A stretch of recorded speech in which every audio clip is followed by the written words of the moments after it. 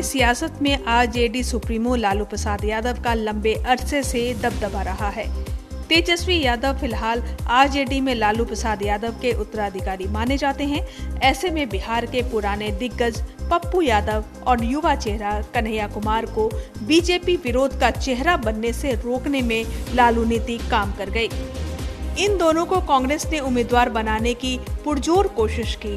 पूर्णिया से कांग्रेस की टिकट पर चुनाव लड़ने के लिए अपनी पार्टी का कांग्रेस में विलय की घोषणा करने वाले पप्पू यादव को शायद इसका अंदाजा भी नहीं था कि उन्हें कांग्रेस का टिकट नहीं मिल पाएगा। धोखा दिया ही तो हम बोलते ही नहीं किसी को। ऐसा ही हाल कन्हैया कुमार का भी रहा।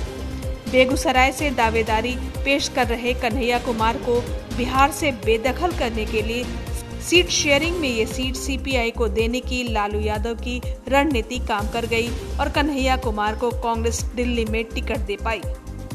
कांग्रेस पार्टी के शीर्ष नेतृत्व का कि उन्होंने मुझे योग्य समझा है। दिल्ली की जो देश की राजधानी है वहां से प्रत्याशी के तौर पे खड़ा करने का फैसला उन्होंने लिया है, उम्मीदवार बनाने का।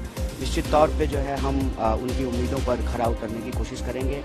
यही वजह है कि तेजस्वी यादव जब अपने भाषण में ये कहते हैं कि इंडिया गठबंधन और एनडीए के बीच मुकाबला है और पूर्णिया से बीमा भारती को वोट न दो तो एनडीए को दे दो, इसके मायने हैं।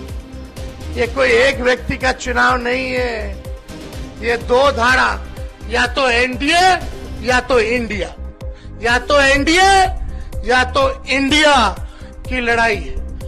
या तो आप इंडिया को चुनो और इंडिया को अगर नहीं चुनते हो बीमा भारती को तो आप एनडीए को चुन रहे हो। साफ बात है। दरअसल पप्पू यादव की राजनीतिक पकड़ और मेहनत से बिहार के लोग परिचित हैं।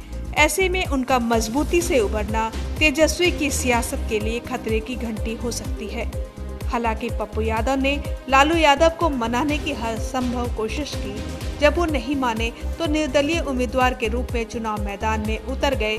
10 साल आरजेडी के एमपी रहे तब भी तीन नजर नहीं आया। और जब आप मर्ज करने बोल रहे थे पिता और बेटे और मधेपुरा सुपौल ले लेने की बात कही तब हम बी टीम नजर नहीं आए।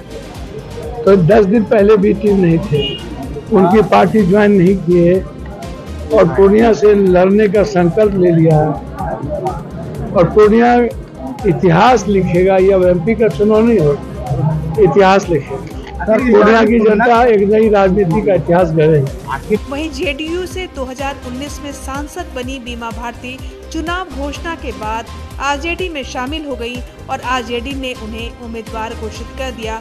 अब पूर्णिया आरजेडी के साथ साथ पप्पू यादव के लिए भी प्रतिष्ठा का विषय है।